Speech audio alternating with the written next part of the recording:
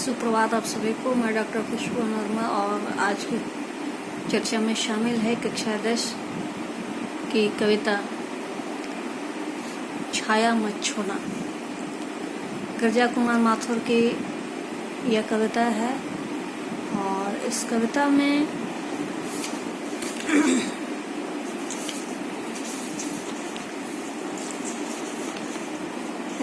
में यह चर्चा की गई है कि जीवन में सुख और दुख दोनों की उपस्थिति है। विगत सुख को याद कर वर्तमान सुख को गहरा नहीं करना चाहिए, इससे दुख बढ़ता है। पुराने सुख वर्तमान से चिपक कर हमारा वर्तमान निगल जाते हैं और हमें यथार्थ से, वास्तविकता से निपटने में काफ़ी कठिनाई होती है। हम ये जानते हैं कि हर इंसान को अपनी सफलता को, अपनी खुशियों को प्रतिपल हर बार स्थापित करना होता है। पुरानी चीज़ों के मद्देनज़र, पुरानी खुशियों, पुरानी सफलताओं के मद्देनज़र हम अपने आज को नहीं जी सकते। अगर आपको जीवन में आगे बढ़ना है तो हर क्षण, हर बार अपने आप को स्थापित करना होगा और उससे खुशी को तलाशनी होगी। इसको हम लोग ऐसे समझ सकते हैं कि मान लीजिए किसी साल हमने परीक्षा पास की, प्रथम श्रेणी से या अच्छे अंकों से पास की, तो किसी साल पास की इस आधार पर हम हर साल खुश नहीं हो सकते। हमें हर बार की खुशी के लिए हर बार अपनी सफलता को साबित करना होगा और इसलिए पिछली सफलता को भूलकर हमें वर्तमान को जीने की कोशिश करनी चाहिए ताकि हम आगे का जीवन अपना सारपूर्ण बना सकें, जीने लायक बना सकें। पिछली बातों को याद करके सारी जिंदगी खुश नहीं रहा जा सकता। अब मैं पाठ का कविता वाचन करूंगी। गिरजा कुमार माथुर की कविता है छाया मत छूना। बहुत छोटी सी कविता और बहुत ही सारगर्भित कविता है, इसे ध्यान से देखेंगे। छाया मत छूना मन, होगा दुख दूना। जीवन में है सुरंग सुधियां सुहावनी, छवियों के चित्र गंध फैली मन भावनी। तन सुगंध शेष रही बीत गई यामिनी, कुंतल के फूलों की याद बनी चांदनी। गोली सी एक छुअन बनता हर जीवित क्षण, छाया मत छूना मन होगा दुख दूना। यश है न वैभव है, मान है न सरमाया, जितना ही दौड़ा तो उतना ही भरमाया। प्रभुता का शरण बिंब केवल मृत तृष्णा है, हर चंद्रिका में छिपी रात एक कृष्णा है। जो है यथार्थ कठिन उसका तू कर पूजन, छाया मत छूना मन होगा दुख दूना। दुविधा हत साहस है, दिखता है पंथ नहीं, देह सुखी हो पर मन के दुख का अंत नहीं। दुख है ना चांद मिला, फूल रस बसंत जाने पर, जो न मिला भूल उसे कर तू भविष्य वरण। छाया मत छूना मन होगा दुख दूना। यह है पाठ हमारा और यह है छोटी सी कविता जिसमें गिरजा कुमार माथुर ने हमें यह बताने की कोशिश की है कि पुराने सुखों से चिपक कर हम अपने वर्तमान को नहीं जी सकते, बल्कि पुराने सुखों से लिपट कर जीना या उन सुखों को याद करने से हम अपने वर्तमान को भी खत्म कर देते हैं।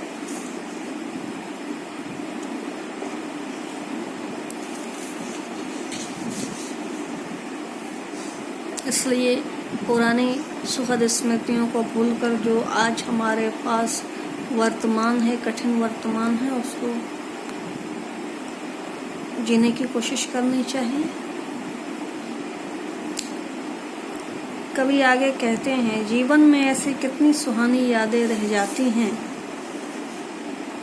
आंखों के सामने विगत के कितने ही मोहक चित्र तैरने लगते हैं। प्रेयसी के साथ रात बिताने के बाद केवल उसके तन की सुगंध शेष मात्र रह जाती है। कोई भी सुहानी चांदनी रात बस बालों में लगे बेले के फूलों की याद ही दिला सकती है। जीवन का हर क्षण किसी भूली सी छुअन की तरह रह जाता है। कुछ भी स्थायी नहीं रहता, इसलिए हमें भूतकाल को पकड़कर नहीं रहना चाहिए।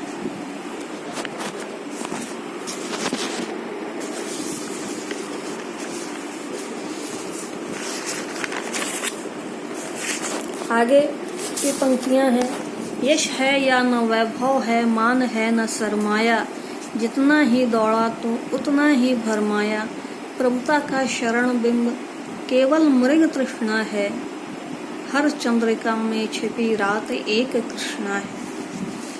यश या वैभव के पीछे की जमा पूंजी कुछ भी बाकी नहीं रहती।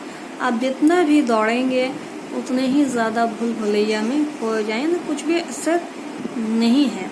अपने भूतकाल के कृत्यों पर किसी बड़प्पन का एहसास किसी मृग तृष्णा की तरह ही है। हमें यह नहीं भूलना चाहिए कि हर चांद के पीछे काली रात छिपी होती है। इसलिए भूतकाल को भूलकर हमें अपने वर्तमान की ओर ध्यान देना चाहिए। कवि लिखते हैं, जो है यथार्थ कठिन उसका तू कर पूजन, छाया मत छूना मन होगा दुख रोना।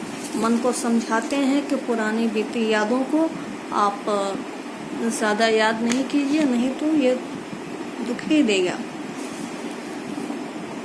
अगली पंक्तियां हैं और आखिरी, दुविधा हत साहस है, दिखता है पंथ नहीं, देह सुखी हो पर मानव के दुख का अंत नहीं।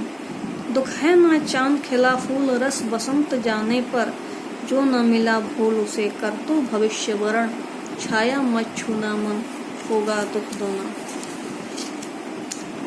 कई बार ऐसा होता है कि हिम्मत होने के बावजूद आदमी दुविधा में पड़ जाता है, करें ना करें, सही है या गलत है, और सोचता, हिम्मत होती है उसके आगे करने की, लेकिन और सोचता रह जाता है कि यह करे ना करे।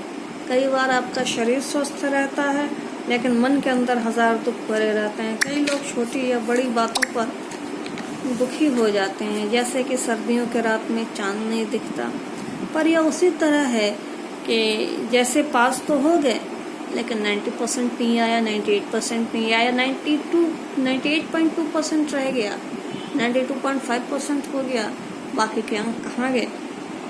तो ये नहीं है, जो मिला है उसे लेकर खुश होइए और आगे की तैयारी के लिए बेहतर रणनीति अपनाइए, बेहतर प्रयास कीजिए।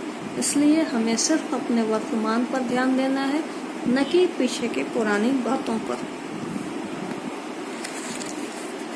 तो यह है पाठ का सारांश, और इस पाठ के सारांश के बाद कुछ प्रश्नोत्तर जो पाठ के हैं उन्हें हम समझने का प्रयास करेंगे।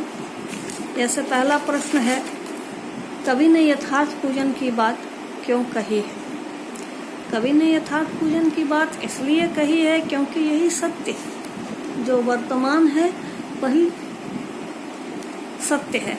भूली बिसरी यादों और भविष्य के सपने इंसान को दुखी ही करते हैं। पुरानी बातें इंसान को दुखी करते हैं, उसे मंजिल तक नहीं ले जाते। मंजिल तक ले जाने के लिए आज जो आपका यथार्थ है, आज जो आपका वर्तमान है, उसी की पूजा आपको करनी होगी, और इस सत्य से बड़ा कोई सत्य नहीं है।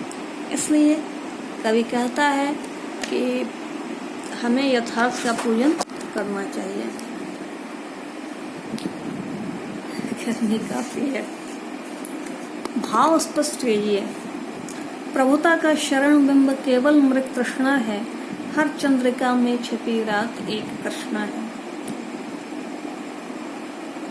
प्रभुता का शरण बिंब, बड़प्पन का एहसास यानी महान होने का सुख एक झूठा आभास है। जिस तरह हिरण रेगिस्तान में पानी की आस में सूरज की किरणों की चमक को पानी समझ बैठता है और उसके पीछे भटकता रहता है। बड़प्पन का एहसास भी ऐसा ही है। जिस तरह चांदनी रात के बाद अमावस्या की काली रात आती है, उसी तरह जीवन में सुख दुख भी आते जाते रहते हैं और इस सत्य को हमें स्वीकार करना चाहिए हमेशा। ये ठीक उसी तरह है कि हम समझें कि हम हमेशा मैं ही सबसे आगे रहूं, यह संभव नहीं है। जब चांद ज़्यादा चमकता है तो उसके पीछे की रात भी बताती है कि चंद्रिका में छिपी रात एक कृष्णा यानी काली अंधेरी रात है। वह चमकता तभी है जब उससे अंधेरा मिलता है तो चांदनी का एहसास होता है। ठीक है।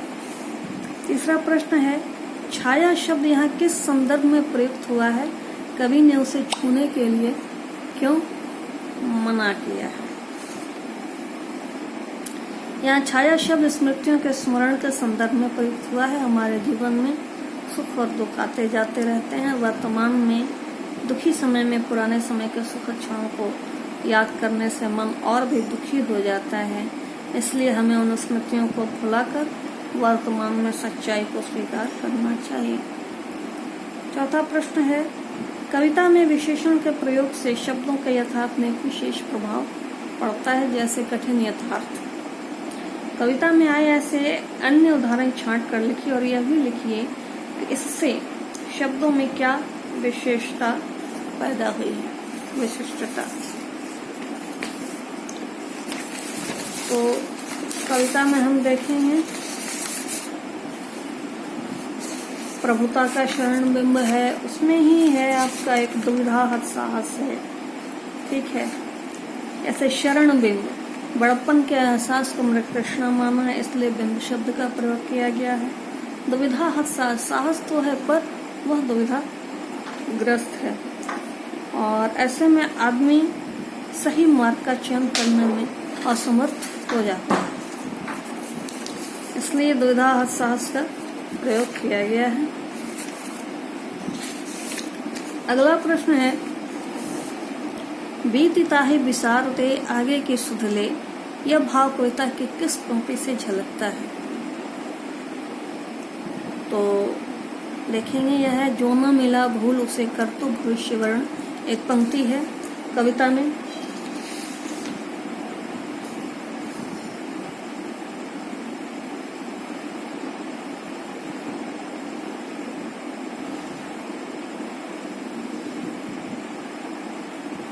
आखिरी पैराग्राफ में पंक्ति है, वो इसी के भाव अभिव्यक्त करती है।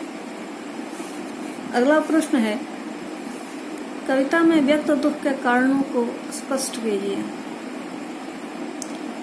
दुख के कारण क्या है? दुख